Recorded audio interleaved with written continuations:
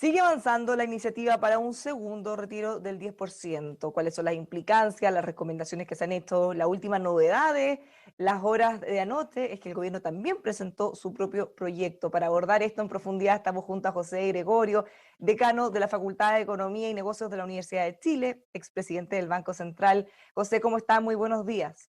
Buenos días, Bárbara, ¿cómo estás? Muy bien, tenemos hartas novedades en este tema porque por un lado, tal como les decía, se aprobó tanto en la Cámara como en el Senado la idea de legislar y va avanzando el segundo retiro, pero lo último es que el gobierno también presentó su propuesta. ¿Qué le parece este escenario? No, a mí me parece bien. O sea, uno primero, antes de criticar o decir, mira cómo podría ser mejor, siempre decir, me parece bien. Me parece bien que el gobierno haya dicho, mira, tenemos que poner una alternativa. Aquí hay una aprobación masiva desde el mundo político, incluso desde el mundo político partidario del gobierno, porque es una medida tremendamente popular.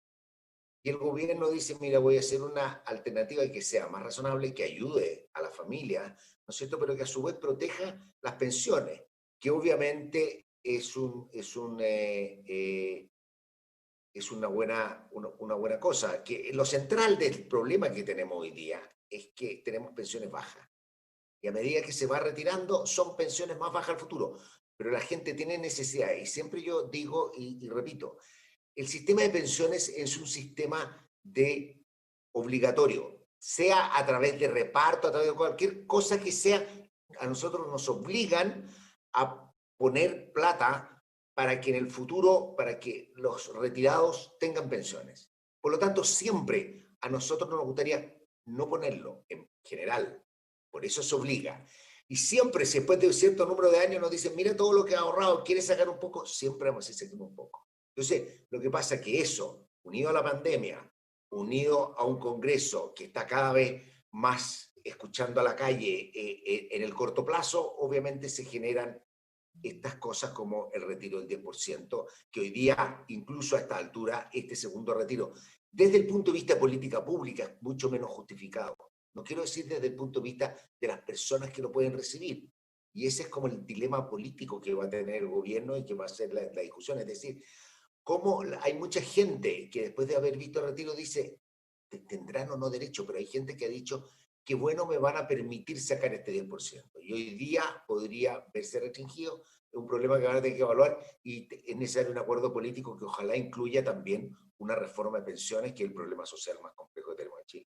Bueno, tal como usted lo menciona, hay un clamor popular y si uno se fija en realidad por las declaraciones de todos, es prácticamente un hecho que vamos a tener un segundo retiro, eventualmente un tercero, ya están proponiendo. eh, Pareciera que sería inaceptable que no lo hubiera, entonces el gobierno se suma a eso y presenta su propio proyecto. Ahora, respecto a los contenidos, es muy similar, el que proponen los parlamentarios es muy similar al primero, no se subsanan algunas de las cosas que se criticaron en su momento, como por ejemplo que quienes tengan más ingresos no tengan que pagar los impuestos que corresponden. ¿Qué le parece que pese a eso, pese a todo lo que se comentó, no se hagan esas modificaciones?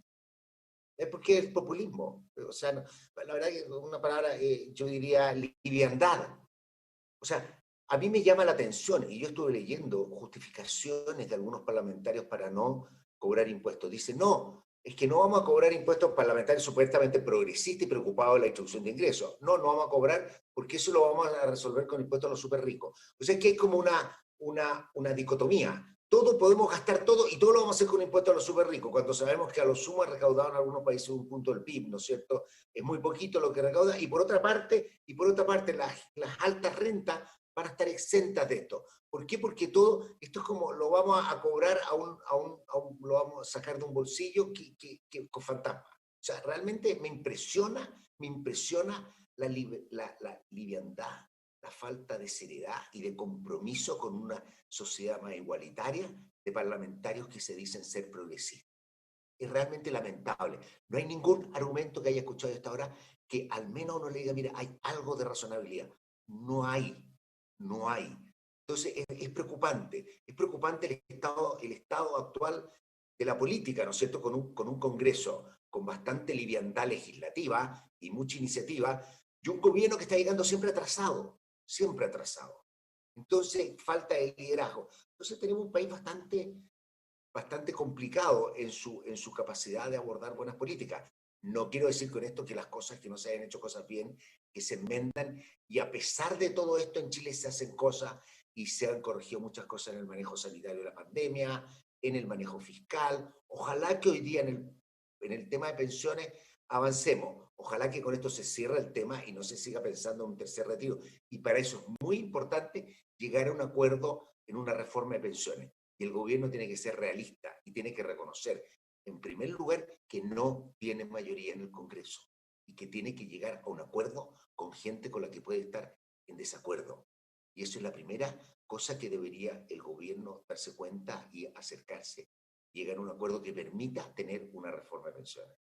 Han trascendido que hay conversaciones, que incluso el gobierno estaría dispuesto a ceder los 6 puntos adicionales para que vayan a una cuenta solidaria, cosa que en un principio estaban totalmente en desacuerdo, son trascendidos, que vamos a ver si algo de piso tenían o no. Ahora, Mira, volviendo al punto anterior, perdón, respecto al no pago de impuestos, usted dice no hay ningún argumento. Ayer expuso el presidente del Banco Central la comisión del Senado y presentó varias alternativas, opiniones expertas del grupo, en el que planteaban algunas sugerencias, como por ejemplo que se pusiera un límite, que se trate distinto del primer retiro, porque estamos hablando de otro público, la gente más vulnerable que más necesita, ahora ya no tiene recursos, no va a poder acceder, entonces va a estar más focalizado en la gente que tenga de medio a más ingresos, que se cobre los impuestos que corresponden, y también planteaba que se extendiera el plazo porque el impacto que puede tener en el mercado, el hecho de tener que retirar tantos recursos, incluso hablaba de congelar los fondos, de extender el plazo de los pagos. ¿Qué ocurrió? Poco rato después de que él expuso, no solo no consideraron nada de lo que él dijo, sino que además redujeron el plazo a 15 días en vez de los 30 que estaban planteados inicialmente. ¿Qué le parece esa falta? Porque el Banco Central siempre se pone como el ejemplo de lo mejor, lo transversalmente respetado, cada vez que hay alguna cosa importante que hacer, se quiere que el Banco Central lo haga, pero cuando dicen algo que no les gusta, no les importa nada, pareciera. es que es lamentable, ¿no? Obviamente lamentable la opinión de hacerlo más gradual. Mira, aquí tenemos una tensión.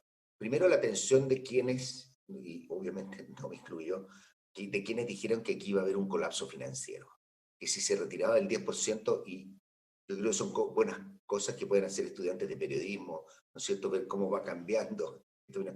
Y eso era una campaña del terror. Fue una campaña del terror que terminó en qué, esa campaña del terror. Terminó en que muchos parlamentarios, yo escuché a parlamentarios de derecha decir, si esto no provoca un colapso, ahora lo voy a aprobar el segundo retiro, porque no provoca el colapso que me avisaron. Pero sí genera tensiones y sí genera problemas de funcionamiento en el sistema de pago. Por eso uno tiene que darle cierta gradualidad. Esto no significa solo vender los activos, que ojo, muchas veces uno puede decir, aquí no pasa nada, pero en la venta de activos puede haber una caída pequeña, pero si no hubiera eso, una caída pequeña en el valor de los activos que te afecta a los que no retiraron sus fondos. O sea, por eso hay que darle cierta gradualidad, hay que darle cierta gradualidad a esto, como esto tiene mucho que ver con cómo se generan, ¿no es cierto?, el traspaso de la liquidez al mercado. No son cosas instantáneas, y uno lo que quiere es evitar problemas que tengan que estar, ¿no es cierto?, que además pueda retrasar, ¿no es cierto?, muchas veces estas cosas, que ha sido bastante eficiente nuestro sistema financiero, el Banco Central, el primer retiro, pero uno no quiere que se provoquen trabas que al final incluso van a molestar a la misma gente. Ahora, lamentablemente, sí, no, yo no quiero, no se escucha mucho el Banco Central. El nivel de politización y de falta de liderazgo también en el Congreso hace que muchas veces a uno le toca escuchar, sí, es razonable lo que dices, pero no se puede aprobar. Entonces eso es lo que empieza a pasar, y estamos en un escenario, yo diría, políticamente bastante deteriorado. Afortunadamente tengo bastante más confianza en el país. Ahora, si es que a los propios expertos les dicen sí, es razonable, tienes toda la razón, pero no se puede o políticamente no va a flotar, entonces, ¿cómo vamos a desarrollar todas las políticas públicas que vienen? Más encima con un proceso constituyente por el lado. Es que estamos viviendo un momento complicado, estamos viviendo un momento complicado y estamos viviendo también, tenemos que reconocerlo, ¿cierto?, que estamos viviendo un gobierno sin liderazgo. Entonces no hay capacidad y como diría uno es lo que hay, y así es la democracia, y de repente nos enfrentamos a esta situación y llegamos tarde. Si el problema es no anticipar y no hacer cosas que, aunque no me gustan, es mejor que el escenario de no hacer nada. sea, en política pública uno tiene que conciliar muchos intereses y muchas ideas y tiene que buscar marcos de acuerdo. Y muchas veces el acuerdo lleva a cosas que uno tal vez no le hubiera gustado hacer. Pero uno tiene que andar anticipado. Esto de esperar a que las cosas se echen a perder para venir a arreglarlas, llegamos muy tarde. Recordemos que lo que está proponiendo el gobierno era algo parecido a algunos de los temas que yo puse en mayo. En mayo de este año yo dije, ¿por qué no se piensa? Y era pecado mortal lo que yo estaba diciendo, ¿no es cierto? Me llegaban mensajes. ¿Por qué no se piensa una manera de autopréstamo? Ni siquiera yo llamaba retiro con devolución, de que uno se puede hacer un autopréstamo, que saque, ¿por qué no lo hace? En mayo vino, pasó como un vendaval el primer retiro, pasó, estamos terminando el segundo retiro y ahora tomamos una cosa que podríamos haber hecho hace meses. Uno tiene que anticiparse y obviamente tiene que, claro, al final a uno le van a decir anduviste muy anticipado y no van a poder comparar con qué hubiera pasado si hubiera esperado. Pero aquí hay un ejemplo de la espera, de la falta de convicción de avanzar y decir que aquí tenemos que solucionar problemas. Yo espero que pase con la reforma de pensiones, que a mi juicio es crucial encontrarlo una solución a eso. Y de hecho, una cosa interesante que muestra esto de los retiros, se habla de cuentas nocionales, que en el fondo te van a imputar ciertos ingresos, pero tú no van a ser tuyos, así automáticamente. Eso podría tener menos probabilidad de retiro que obviamente lo que está pasando ahora, de manera que combinar sistemas no es una cosa que tenga que uno decir, a mí me llama la atención de repente la rigidez, que no se ve en ninguna parte del mundo. Cosa de ver los sistemas de pensiones del mundo y obviamente uno tiene una mezcla porque es bueno, porque tiene que conciliar el esfuerzo personal con el ahorro, con la redistribución, con un problema demográfico que no permite que haya sistema de reparto, en fin, es bastante, ojalá se llegue a algún acuerdo. Pero tal como dice usted, por lo menos mi primera reacción al mirar el proyecto y las características del proyecto presentado por el gobierno, lo primero que se me vino a la mente es la conversación que tuvimos tanto con usted, con Josep Ramos, varios economistas, hace muchos meses, porque es un proyecto que pareciera que toma todas las cosas que mencionaron los expertos hace mucho tiempo. Por un lado, que se limite a quienes lo necesiten realmente, que se paguen los impuestos que corresponde, que se reintegre esos fondos, a diferencia de todo lo que está planteado en las últimas alternativas, que es bastante más popular. De hecho, varios parlamentarios, senadores han dicho que lo van a analizar porque tiene más restricciones que el otro, que están No, yo corriendo por espero que, ahora. y es impopular, obviamente cuando uno pone restricciones es impopular, pero el beneficio que tiene que aportar el gobierno es, bueno, estoy llano nosotros a que hagamos una reforma de pensiones ahora y no sigamos esperando. Ahora, ¿habrá posibilidad de un acuerdo de reforma de pensiones? Porque también algunos parlamentarios dicen que se niegan a que haya, en el fondo, un PAC, 10% más reforma de pensiones, pero el gobierno, si va a ceder, me imagino que también querrá algo a cambio, o por lo menos Hay que avanzar. cerrar el tema de, hay que cerrar el tema de pensiones, esto no es un problema, un PAC, estamos atrasados años en el tema de pensiones. En Chile, y esto es importante, en Chile se hacen cosas bien, pero las hacemos un poquito atrasado. Veamos el tema fiscal, que ahora estamos discutiendo hasta las cifras. El tema fiscal ocurre, y el impulso fiscal en la pandemia ocurre después de un hecho muy controversial, que es un llamado de la presidenta del Colegio Médico, un grupo de economistas, y de ahí parte, y de ahí se gatilla, y de ahí se gatilla un acuerdo, y es bueno, y el gobierno escucha, y vamos avanzando, pero no podemos andar llegando 3 meses tarde, 6 meses tarde, las cosas, porque la verdad es que estamos en una situación donde estamos en un mejoramiento económico, ¿no es cierto? Y estamos con ayuda y con apoyo como si estuviéramos en cuarentena. Entonces estamos yendo como un poquito de tiempo. Y esa es la parte que tenemos que darnos cuenta. Fíjate que las mismas cifras del Fondo Monetario, que tanto se han discutido estos días, ¿eh? y que hay bastante duda en cómo se tratan, yo creo que hay que ser bien cuidadoso y poco propagandista con esto. Pero muestra que dentro del grueso de países en América Latina, comparado con la crisis financiera internacional, que Chile tiene uno, y las propias cifras del Ministerio de Hacienda, Chile tiene uno de los menores aumentos del déficit fiscal estructural, es decir, el impulso este año sería de relativamente bajo. Hay anuncios por 8,4 puntos del PIB que dice el fondo, pero son anuncios en 2 años. Y lo que ocurre es que Chile tiene un aumento, un impulso fiscal bastante mayor hacia el próximo año. Cuando tú miras las economías desarrolladas, y algunas que fueron muy agresivas, como Brasil, durante la pandemia, el grueso del ajuste, del impulso, ocurre durante este año. Obviamente nosotros creemos que se debiera mantener, y siempre dijimos, incluso en el acuerdo se debiera mantener para tener impulso fiscal el próximo año, pero uno ve que hay como un desplazamiento de un año, o en las cifras fiscales al menos, de lo que es el impulso. Entonces yo creo que aquí hay que avanzar un poquito como se dice y decimos los banqueros centrales, hay que avanzar, irse delante de la curva, no irse detrás de la curva, reaccionando a lo que viene. Creo que eso es bien importante. Estamos en un momento súper incierto para la economía chilena. Yo soy moderadamente optimista. Yo creo que vamos a estar mejor que lo que estamos ahora, por lo menos. Pero esto depende de todos nosotros, depende de colaborar y de hacer un esfuerzo y de ver bien que ya pasó ese tiempo en el que uno puede como dogmáticamente decir esta es la solución óptima. No es así como funciona el mundo. Necesitamos más discusión, necesitamos acordar y avanzar en una economía mejor. Ahora, ya no hay momento de los dogmas, pero sí también debería seguir siendo un momento de los técnicos. Ya lo comentábamos con las recomendaciones del Banco Central. Es que ni siquiera pareciera que fueron escuchadas o analizadas. Eso es algo que preocupa desde fuera. Porque eventualmente podrían discutirlo, hacer un proceso y ver, bueno, en realidad lo que nos recomendaron no, o esto sí, pero pareciera que habló con una pared el presidente del Banco Central. Lamentablemente, así parece. Eh, es lamentable que ocurra esto. Ocurre mucho. A mí muchas veces, o sea, no soy el Banco Central, la estoy diciendo después del Mm. Banco Central. Me ha tocado ir al Congreso y uno de repente habla y dice, sí, parece que no escucharon. A veces escucha mucho más cuando uno manda una minuta, ¿no es cierto?, por correo, alguna cosa, uno hace sus puntos.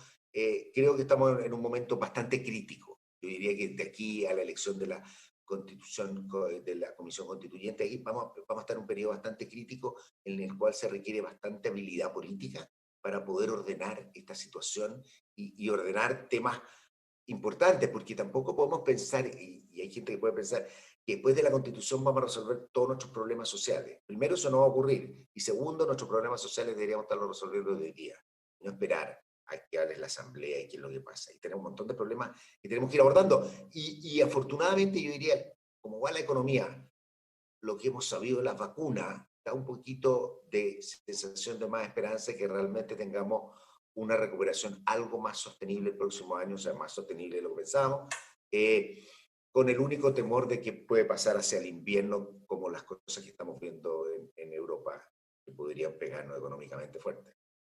Ahora, a propósito de los retiros, se suele decir como justificación, y ya no solo por parte de la oposición, sino que transversalmente, que el gobierno no solo llega tarde, sino que ha llegado mal o de forma insuficiente.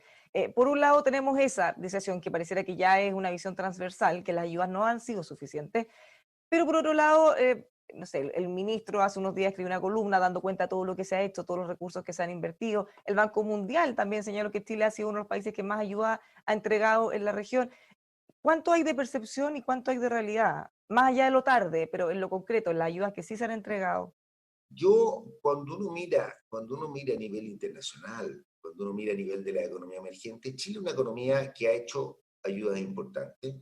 Yo creo que ha ido en la dirección correcta.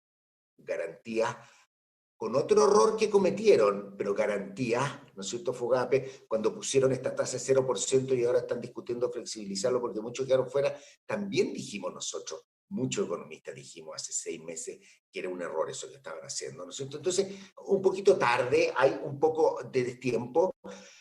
Las magnitudes no son de la abundancia que hay. Nosotros deberíamos esperar a lo que nos diga el Consejo Fiscal Autónomo, debería ser una explicación muy concreta, porque lo que pasa es que aquí se suman, como se dice normalmente, peras con manzanas. Es muy distinto sumar una ayuda de 100 millones de dólares a la familia que una reprogramación de pago de impuestos, retrasarlo los 100 millones de dólares a pagar el próximo año. Si yo digo a la gente, págueme menos impuestos por 100 millones de dólares el próximo año, solo pierdo un interés que es mínimo. ¿No es cierto? Estamos hablando de nada. Versus yo le entrego. Es lo que llamamos, cuando es gasto directo, le llamamos técnicamente sobre la línea, cuando son movimientos financieros, es bajo la línea.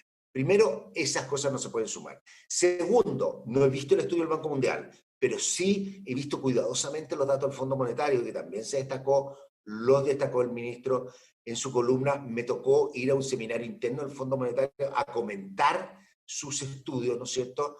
y la cifra llamativa del 8,4 que hablan es una cifra que es 2021 y son anuncios. E incluye también algunos impuestos no pagados, o sea, no, es una reducción también de ingresos, no es solo gasto el 8,4. Entonces hay que tener cuidado. Yo creo que efectivamente en Chile se está gastando mucho, está compensando en parte importante la caída de los ingresos, pero no exageremos ni entremos en una cosa que a mí me cuesta decir. Yo no puedo decir si las ayudas, el ingreso familiar de emergencia, nunca es suficiente la ayuda. La pregunta si es suficiente para lo que el país puede. Y obviamente nosotros, es una discusión que tenemos que tener, no es tan blanco y negro como algunos la tratarán de pintar. Chile se ha hecho un esfuerzo. Chile va a terminar con un déficit fiscal de 8,4%. La verdad que en marzo, también en abril, tuvimos una reunión de un grupo de economistas con las más altas autoridades y muchos de ellos dijimos lo mínimo es tener 10%. Yo creo que había más espacio. Yo creo que había algo más de espacio. Y del primer día uno puede tener 1 o 2 puntos más de déficit en una crisis de la magnitud de esta, en el momento más grave, en la medida que sea transitorio, no es un gran problema. No es un gran problema, por el contrario, es un beneficio y es lo que está pasando en la economía desarrollada. Y es lo que dice el Fondo Monetario Internacional. Y cuando nosotros vemos el informe del Fondo Monetario Internacional, que tanto hablamos, que dice en Chile hay que gastar, en el mundo hay que gastar mucho más en educación y salud, por los temas sanitarios y por los temas distributivos que se están produciendo. Y nosotros vemos lo que está pasando con el presupuesto universitario. A mí me toca verlo como profesor, lo que pasa con los gastos en beca, en formación de capital humano. No sé, una cosa es decir, vamos a ajustar, vamos a racionalizar, pero estamos haciendo un apriete transitorio con un tremendo impacto, ¿no es cierto?, sobre nuestro futuro capital humano. Yo creo que hay que reformar esas cosas, pero hacer un apriete y seguimos, y como que no hay convicción realmente, o no hay conciencia de cómo vamos cortando. Y otra cosa que dice el Fondo Monetario que también es importante, si tampoco hay que exagerar, que el impulso en Chile por la composición que ha tenido tampoco ha sido el que ha tenido los mayores multiplicadores, el más reactivador. Esas son las cosas que, si uno va a citar y va a mirar al Fondo Monetario, es muy importante que uno lo lea completo y vea bien de qué consiste el análisis. Finalmente, y a propósito de esa holgura que usted dice que todavía podríamos tener, ¿será que el gobierno y el ministro de Hacienda está mirando con temor lo que ha ocurrido en hartos países del mundo, en Europa, con el rebrote, una segunda ola? Porque ahí, si es que nos ocurriera, vamos a necesitar de nuevo un impulso fiscal fuerte si es que tenemos que volver a replegar y a cerrar actividad económica. Ya, así ocurrirá, pero es que esto también fue una cosa que dijimos a principio de año. A principio de año había una visión muy optimista del virus. Uno decía, mira, hay que actuar como si las cosas fueran más mal. Y si las cosas no son más mal, sobregastamos un rato. Pero no es malo. Pero las cosas fueron más mal. Y las cosas fueron bastante más mal. Acuérdate, si uno va a la historia, uno ve que se pensaba que tipo mayo íbamos a estar todos. Entonces uno tiene que actuar como que la situación está mal. Uno dice, sí, puede haber un rebrote, guardemos plata para el rebrote. Y si no hay rebrote, o sea, hoy día tenemos que gastar lo que se requiere. Y si hay rebrote, vamos a tener que hacer un esfuerzo especial. Creo que hay que estar muy preparado, porque el invierno es muy duro. Es una cosa muy importante también que tienen que tener los jóvenes, que tienen que tener, a mí me toca por la universidad. Los jóvenes, que lo que está pasando en Alemania, según datos recientes, lo que pasa en Estados Unidos, los jóvenes vuelven a la universidad parcialmente, se juntan con su amigo, van a fiestas y se contagian, o van a reuniones sociales, la juventud es de mucha reunión social, se contagian. La gran diferencia entre esos países y el nuestro es que en esos países los jóvenes en la universidad viven solos. En nuestros países viven con sus padres, viven con sus abuelos. Sería Claro. mucho más grave sanitariamente. Tenemos que ser mucho más cuidadosos. Son temas que a nosotros nos toca ver desde la universidad. Tenemos que ser mucho más cuidadosos por las implicancias que puede tener esto.